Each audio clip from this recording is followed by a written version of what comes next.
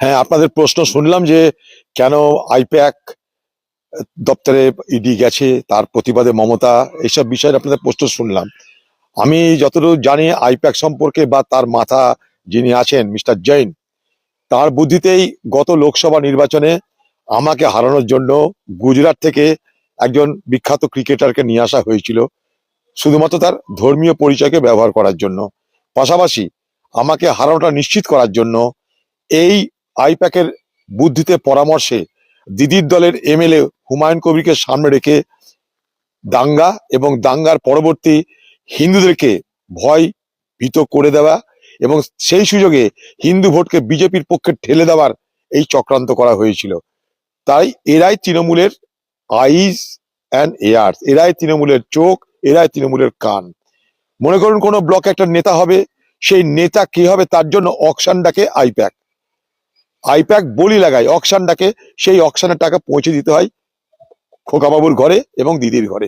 এই আইপ্যাকটা এখন চালাচ্ছে খোকাবাবু। আইপ্যাক মাধ্যমে খোকাবাবু সারা বাংলা থেকে পয়সা কামাচ্ছে, পয়সা লুট করছে।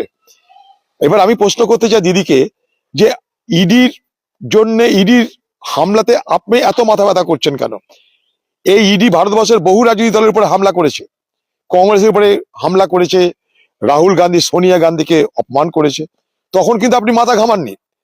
আপনি বিশেষ বিশেষ ক্ষেত্রে মাথা ঘামান যখন নারদা কাণ্ডে আপনার দলের, আপনার রাজ্যের পুলিশকে জিজ্ঞাসাবাদ করার জন্য ডাকা হয়েছিল রাজীব কুমারকে, আপনি তখন এসপ্ল্যানেডে বসে গোটা রাত তার জন্য আন্দোলন করেছিলেন, অবস্থান করেছিলেন। কিন্তু এই বাংলায় যখন আরজিকর কাণ্ড ঘটে, এই বাংলায় যখন কসবার মহিলার ধর্ষণের কাণ্ড ঘটে, এই বাংলায় যখন প্রতিদিন নারীদের উপরে অত্যাচার, ধর্ষণ, লুট, দাঙ্গা হচ্ছে, তখন কিন্তু আপনি এইভাবে সোচ্চার হন না।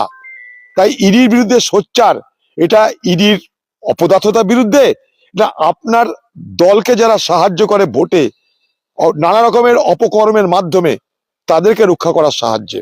কারণ এই আইপ্যাক এই বাংলায় ভোট করার জন্য যত রকমের নিচে নামতে হয় তত নিচে নামে। এদের হাতেই এই বাংলায় বুথে বুথে ভোটারদেরকে ভোট দিতে না দেওয়ার পরামর্শ দেওয়া হয়, অঙ্ক করে বলে দেওয়া হয় কোন কোন বুথ দখল নিতে হবে, অঙ্ক করে বলে দেওয়া হয় কোথায় কংগ্রেস শক্তিশালী, কোথায় তৃণমূল শক্তিশালী, হারাতে গেলে কি করতে হবে, যত রকমের অপবুদ্ধি, সবকিছু অপবুদ্ধির সস্তা হচ্ছে এই আইপ্যাক। তার নেতা খোকাবাবু আর তার সঙ্গে মমতা ব্যানার্জি, এরা দুজনা পয়সা দিয়ে এই আইপ্যাককে ব্যবহার করে। আইপ্যাকের মাধ্যমেই তারা তাদের রোজগার, তারা তাদের খবর সংগ্রহ করে। এই আইপ্যাক হচ্ছে তৃণমূল দলের গুপ্তচর বাহিনী, তারাই তৃণমূল দলের চোখ, তারাই তৃণমূল দলের কান।